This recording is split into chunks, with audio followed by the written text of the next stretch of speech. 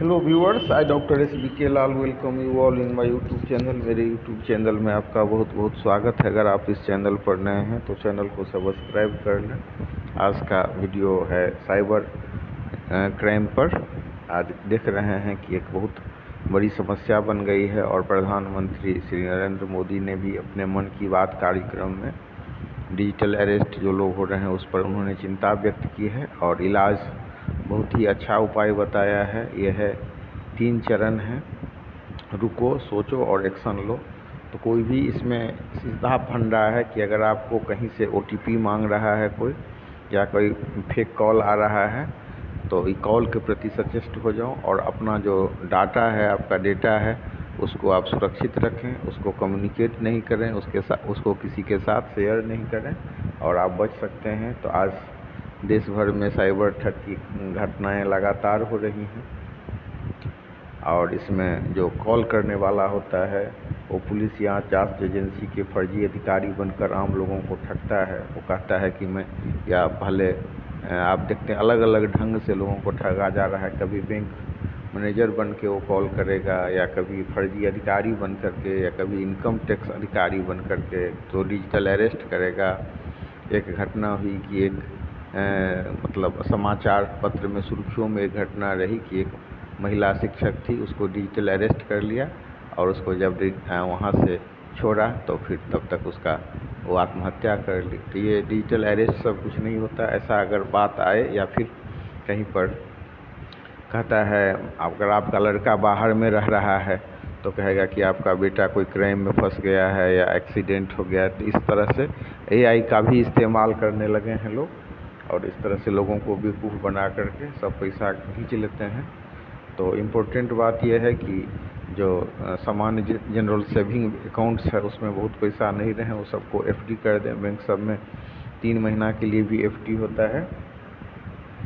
तो और इस तरह से तैयारी कीजिए कि कोई आपको ब्लैकमेल नहीं कर सके। तो आप देख सकते हैं कि कैसे कैसे लोगों को ठगा जा रहा है। एक सज्जन है जो टीचर से रिटायर हुए, 40-45 लाख रुपया उनको जीवन भर की कमाई थी और उसमें 15 रुपया साइबर ठगों ने छोड़ा। तो सोशल मीडिया का इस्तेमाल करके किसी को मतलब ब्लैकमेल किया जाता है या डिजिटल अरेस्ट जैसा कुछ नहीं होता है, लेकिन उससे भी लोग हट जाते हैं, घबरा जाते हैं सुन करके। तो ये मनोवैज्ञानिक ढंग से लोगों को बहुत प्रभावित करते हैं और इस तरह से की घटना को निपटने के लिए जो बुनियादी ढांचा की आवश्यकता है वो देश में नहीं है और कानूनी जो छिद्र है उसका लाभ वो नहीं उठाए। इस तरह के कानून की मांग होने लगी है अभी और कानूनी कवच भी ज़रूरी है।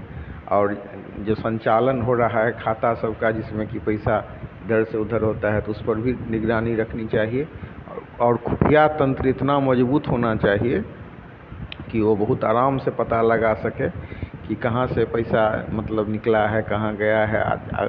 और मतलब वैसे तो बनाया गया है कोऑर्डिनेशन के लिए, साइबर अपराध कोऑर्डिनेशन सेंटर की स्थापना भी की गई है, लेकिन जिनके साथ ऐसा क्राइम हुआ है उनके अकाउंट से पैसा खप हुआ है तो पैसा वापस लेने में बहुतों दिन लग जाता है। कई बार तो बैंक अकाउंट को सील करने के बावजूद ही पैसा वापस नहीं होता है और कई बार तो साफ जो गया सो गया। और कई जगह जो है विदेश में साइबर क्राइम खोल करके जो मोबाइल को हैक कर लेते हैं, कंप्यूटर को हैक कर लेते हैं। तो ये डिजिटल अरेस्ट के जो शिकार लोग हो रहे हैं, ऐसा मतलब ये व्यवहारिक रूप से कुछ भी नहीं होता है, लेकिन शब्द सुन करके लोग घबरा जाते हैं। और साइबर अपराध को नियंत्रित करने के लिए, इसके खिलाफ लड़ाई लड़ने के लिए कोऑर्डिनेशन सेंटर की स्थापना तो हुई है, जिसको हर एक जो जांच एजेंसी है उसके साथ तालमेल बिठा करके काम करना है। तो सबसे इम्पोर्टेंट इसमें है जो फर्जी वीडियो कॉलिंग होता है या ID समेत जो लाखों SIM card, mobile number, bank खाता को ब्लॉक करने का काम जो ये लोग करते हैं। तो उसमें आपको ये ध्यान में रखना होगा कि ये जो कभी कभी अगर इस तरह की बात होती है तो तुरंत आप खबर दीजिए। तुरंत जो संबंधित नंबर है उस सब के लिए नंबर सब है। सबसे बड़ी बात है कि आपका डाटा ही शेयर, लेकिन अगर डाटा शेयर कर लिया है और आपको कुछ मांग रहा है ऐसा, तो आपको ये डेटा शेयर नहीं करना चाहिए।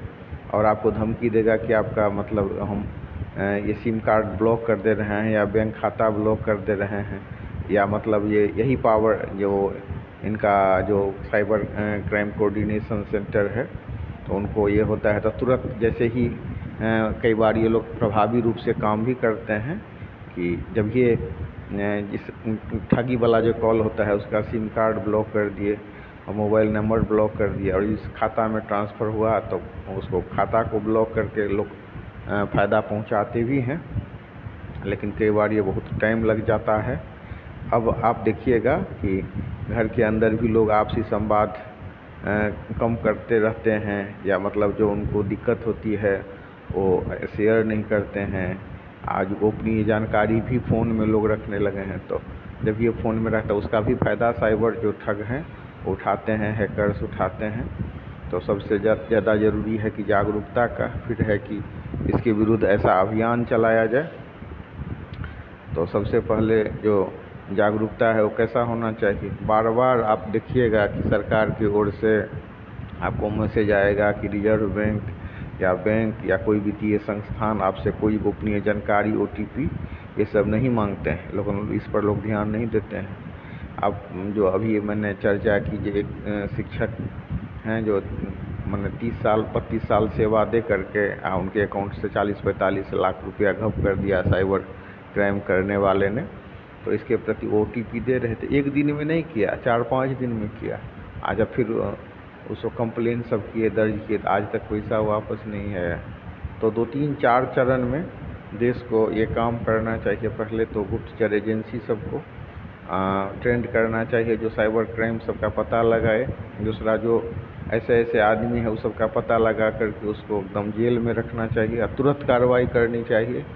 दूसरे चरण में कि जिनका ये पैसा गया है उनको तुरंत वापस होना चाहिए।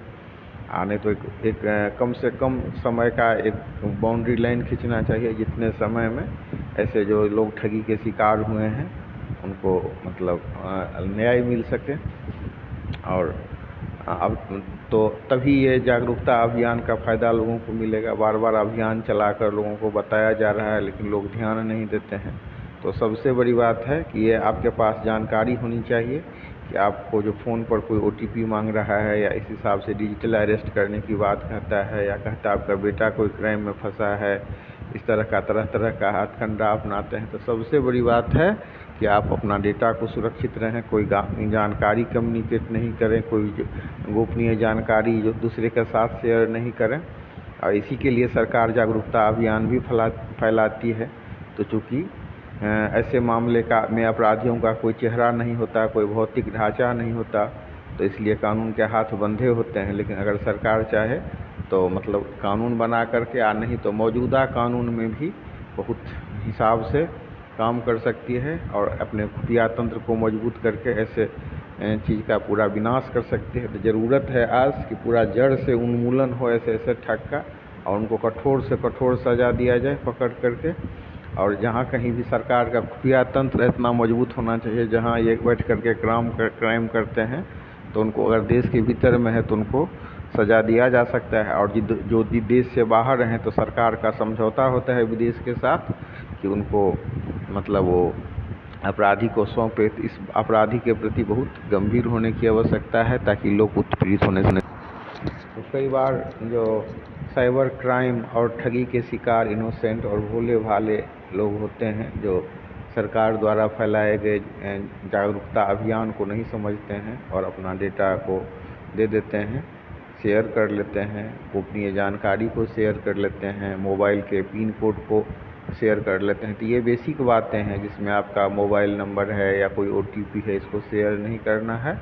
और प्रधानमंत्री ने मन की बात कार्यक्रम में बहुत ही अच्छे ढंग से बतलाया है और ये उपाय काफ़ी कारगर हो सकता है। तो ये उपाय के चरण हैं, रुको, सोचो और एक्शन लो। तो कहीं से भी कोई OTP आ रहा है तो आपको रुकना है और उसके बाद सोचना है, और फिर एक्शन लो का मतलब है कि कार्रवाई के लिए आप जो संबंधित एजेंसी है, संबंधित साइट है, उसको लिखिए और लोगों को भी जागरूक कीजिए।